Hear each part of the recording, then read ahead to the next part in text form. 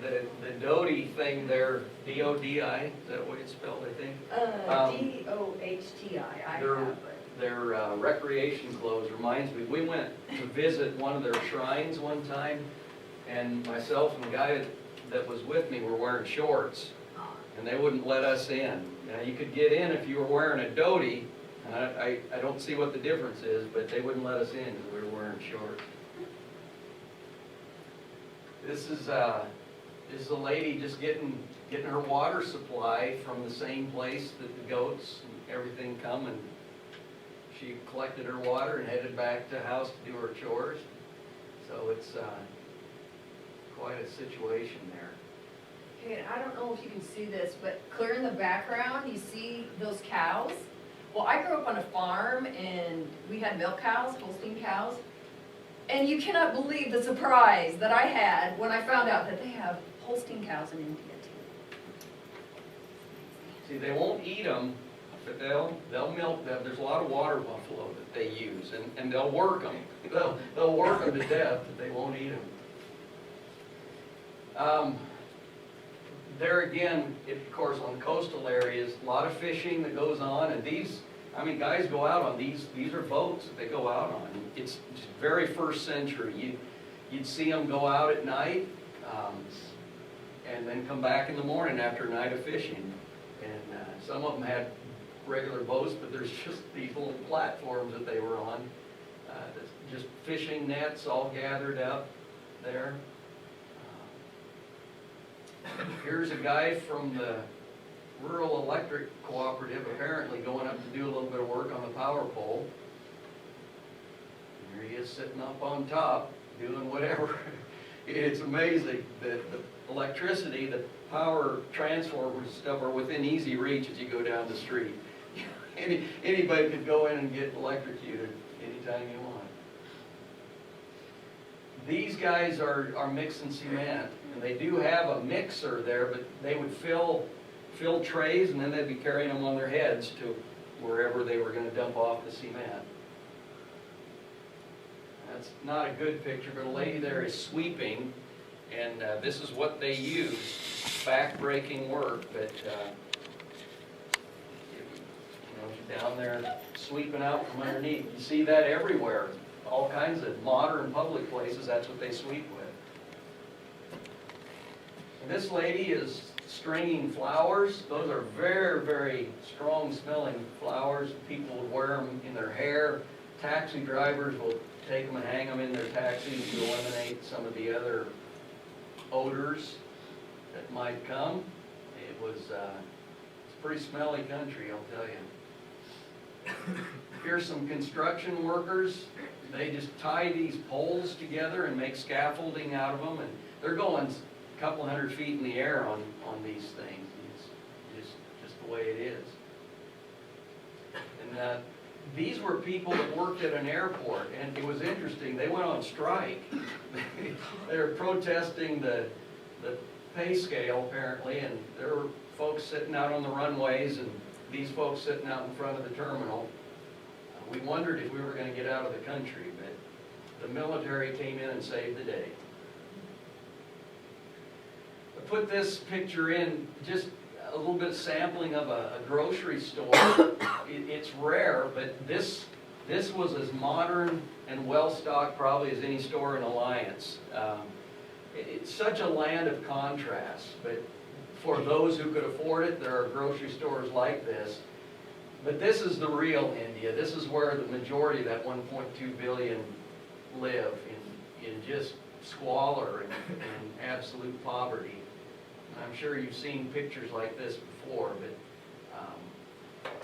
it's just so humbling to know what we have here and see what those people are living like. We saw this sign in the city of Bangalore. Perhaps you might have heard of. It's kind of the Silicon Valley, a lot of technological stuff that is being done there. Now it's called Bengaluru. India was under British rule, and they've tried hard to develop their own identity. They changed all the names of the cities from, let's see, was it Bombay?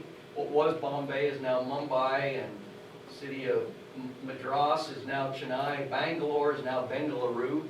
But this is so funny, these driving rules. We won't drink and drive, we won't overspeed, won't jump signals, means, you know, if there's a stoplight, you're gonna stop.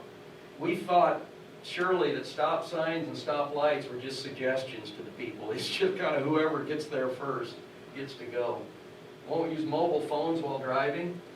And everybody has a cell phone in India. It is so crazy. Somebody figured out that if you're selling 1 billion of them, you don't have to make very much on each plan. Our church group kept a cell phone plan active in India for 25 cents a month. So we'll follow lane discipline. Stay in your lanes, which is just an absolute joke. We were stopped at a stoplight one time, and I counted, in a 4-lane road, I counted 10 vehicles from curb to curb. They'll go wherever, and we'll follow traffic rules. There just isn't much of that following of traffic rules that goes on there. It's kind of take your life in your own hands. This is not a good picture, but this is something you'd see pretty often. Here's a family of 5 on a motorcycle. Women would always ride side saddle, incredible balance. But they'd shove. We saw 6 on one once. I mean, and they don't drive slow.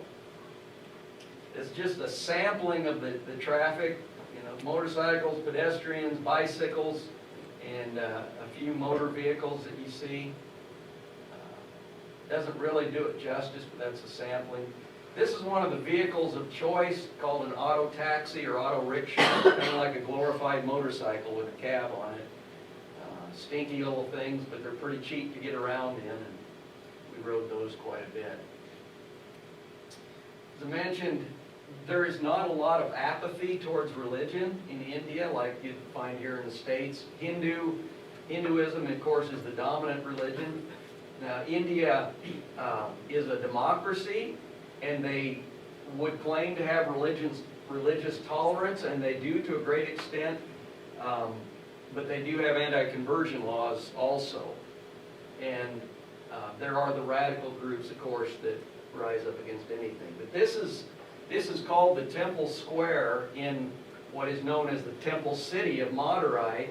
And there are 4 towers like this of various heights, and all of these are gods that the Hindus worship.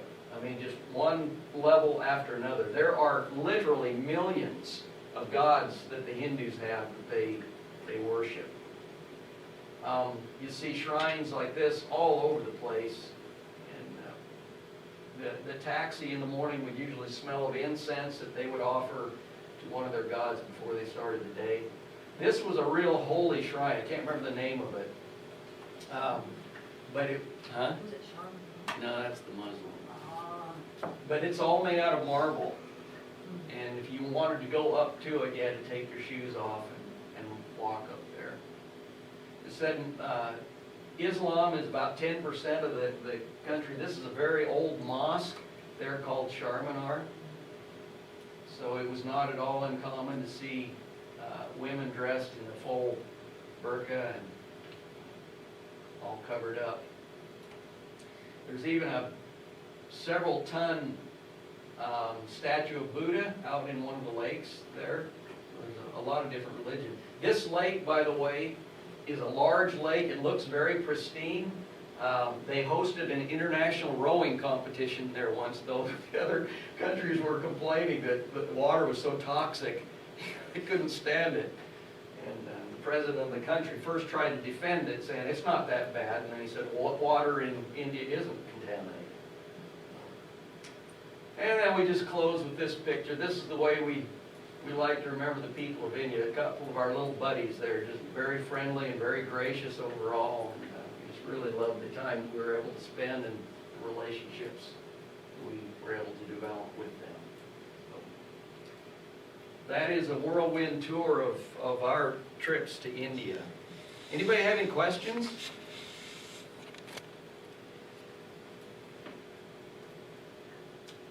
How long was the flight from here? We were flying for 24 hours. It's halfway around the world.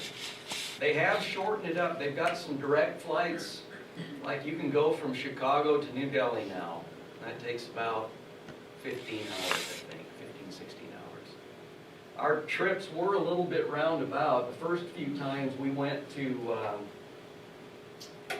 let's see, well, we went to Los Angeles, and then we went to Taiwan, and then to Malaysia, and then into India. So it wasn't like a direct route, but the last time we went to Dallas, Fort Worth, and then to Frankfurt, Germany, and then to Helsinki, Finland, and then into New Delhi.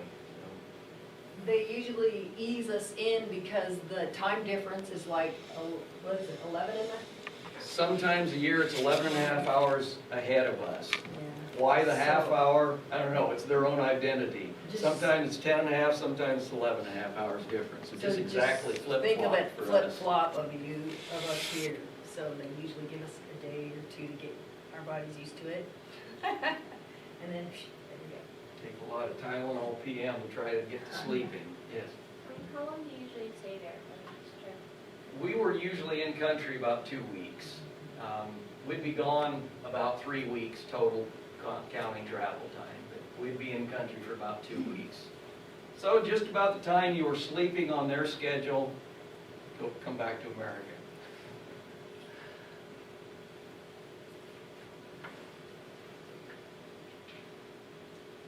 You want to show them the lunch pail? Oh, yeah. This is one of the typical lunch pails we saw in India, Miniature, So, this is yeah. miniature. but they would put usually their rice in the bottom because that's like their biggest amount that they eat. And then maybe they would put some kind of a gravy or that sort of thing in the other compartment. But I thought, that's pretty cool. That's what isn't that what your lunch pails look like? Oh, you guys probably didn't even do lunch pails, huh? That takes us, Oh, doesn't it? Great Scott. Okay, and this is kind of a typical teacup. They do a lot of chai tea in India, which is tea with like sweet and maybe buffalo milk or some kind of milk in it. So you guys probably have chai before. And they boil it. I mean, they boil those. I made the mistake of grabbing one of those metal cups down below. It'd be hot, very, very, very, very fast. You grab it by the rim.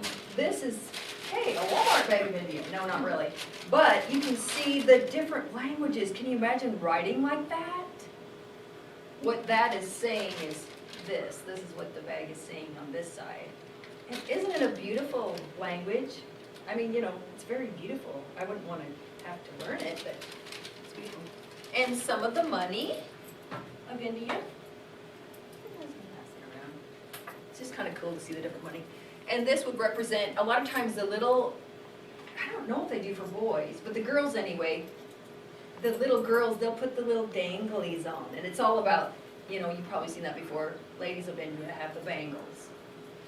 And so the little girls, they'll put the little danglies on there too. And many times I found out for the wedding ring for the ladies in India won't necessarily be a ring on their left hand. Many times it'll be a necklace, or else I've heard a toe ring. Okay, and this is some jewelry from India. And what I was telling you about the length of the cloth of the sari. And many of the women in India, as you can see, aren't all that big. They're kind of shorter. Not all, but, oh, and I have a pin in there, that's why it's doing that. But anyway, look at that.